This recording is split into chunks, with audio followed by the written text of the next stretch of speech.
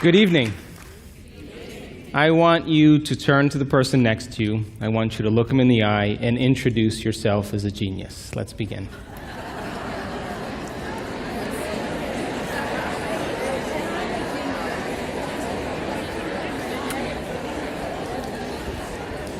Now, geniuses, so happy to be with you this evening.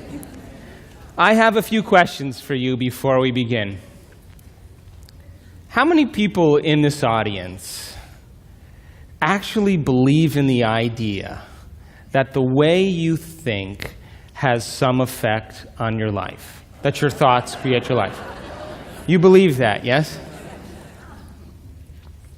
So how many people here actually woke up this morning and consciously created a future?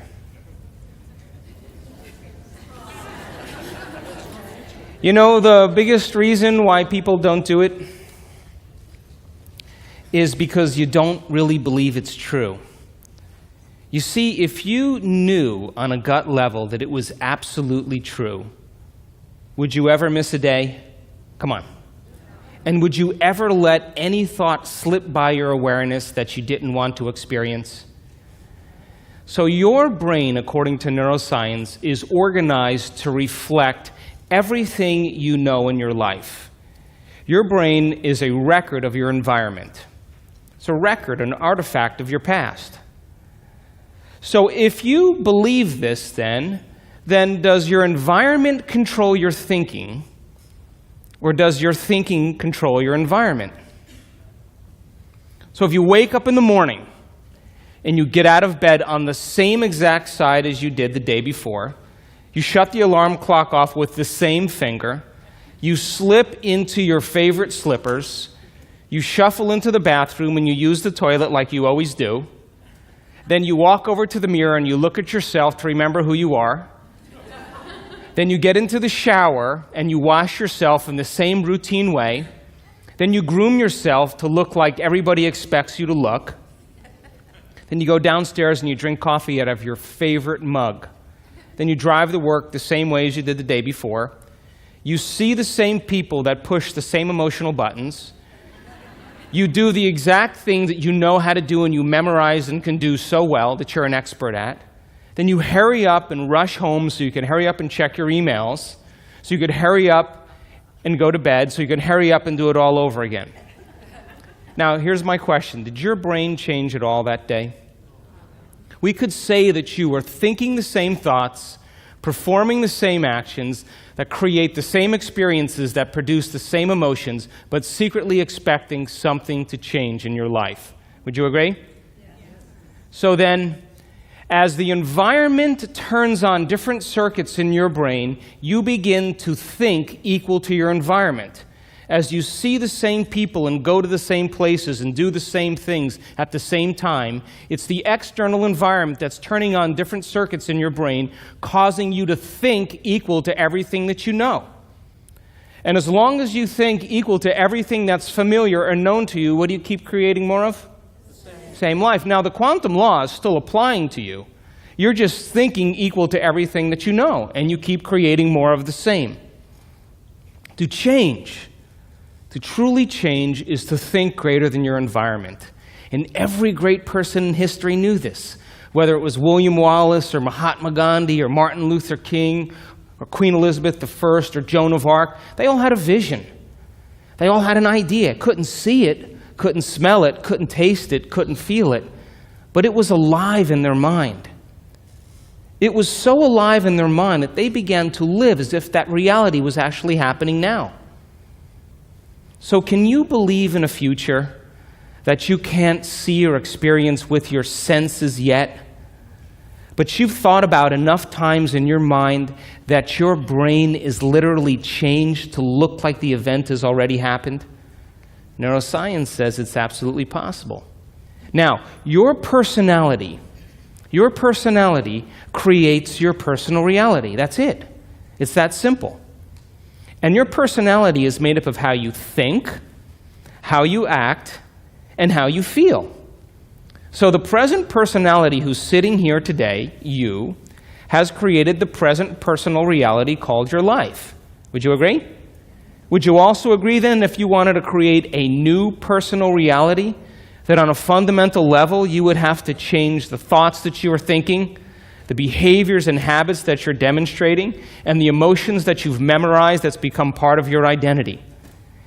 And most people try to create a new personal reality as the same personality, and it never works. We have to become somebody else. So then, as you keep thinking the same thoughts, performing the same actions, and living by the same experiences that produce the same emotions, there's a principle in neuroscience that says nerve cells that fire together wire together. And if you keep repeating the same states of mind and body over and over again, your brain begins to fire in the same sequences, in the same patterns and same combinations. And whenever you make your brain work in a certain way, that's called mind. Mind is the brain in action. So as you remind yourself every day who you think you are, you're causing your brain to fire in the exact same ways. And as they fire and wire in the same patterns over time, the brain moves into a very finite signature, and that's called your personality. Now, that box in your brain isn't literally a box, but it's the most commonly wired, neurologically fired programs that run redundantly because we keep doing the same things over and over again. To change your mind, then, is to make the brain work in new sequences and new patterns and new combinations, to begin to make the brain work differently. And the one ingredient that allows us to do that is knowledge or information. Because every time you learn something new, you make a new connection in your brain. That's what learning is. Learning is forging new connections. Remembering is maintaining or sustaining those connections. So now, every time you have a thought, you make a chemical. And if you have a great thought, or an unlimited thought, or a joyful thought, you turn on a set of circuits in your brain that fires in a very specific sequence, pattern, and combination, that produces a level of mind, that turns on another part of the brain that makes a chemical for you to begin to feel exactly the way you were just thinking, great or unlimited or joyful. Now, if you have a negative thought or an unhappy thought or a self-depreciating thought, you turn on a different set of circuits and a different combination, a different sequence, and a different pattern that produces a different level of mind. And the brain then begins to make a different batch of chemicals that signals the body for you to begin to feel exactly the way you were just thinking, negative or unhappy or unworthy. So the moment you begin to feel the way you think, because the brain is in constant communication with your body, you begin to think the way you feel, which makes more chemicals for you to feel the way you think, and then you think the way you feel, and then you feel the way you think, and then you think the way you feel. And some people do this for 20 or 30 or 40 years. Now, the redundancy of that cycle over time creates what I call a state of being. And a state of being is when your mind and body are working together, or your thoughts and feelings are aligned to a concept. So thoughts are the language of the brain, and feelings are the language of the body. And as people get caught in this cycle of thinking and feeling and feeling and thinking, over time, they condition their body to memorize that emotion as well as the conscious mind. And whenever the body knows as well as the mind, that's called a habit. A habit is when your body is the mind. Now, 95% of who you are, by the time you're 35 years old, is a set of memorized behaviors, a set of emotional reactions, beliefs, perceptions, attitudes that run just like a computer program. So 5% of your conscious mind begins to work against 95% of what you've memorized. So the person wants to think positively, but they're feeling negatively. They want to create their dream board, and put up their future life, but they feel unworthy. That's mind and body in opposition. We have to recondition the body to a new mind. So how many people here know someone who's memorized suffering? Doesn't have to be you, it could be anybody. and you say to that person, hey, did you read the book I gave you? What do they say? No. Did you see the DVD I gave you? Oh, no. Hey, listen, we're going to go out to dinner. We're going to go see some stand-up comedy. We're going to go for a walk along the water. You want to come? No. What are they saying? I'm insisting on this neurochemical order that no person, no thing, no experience can move us from it.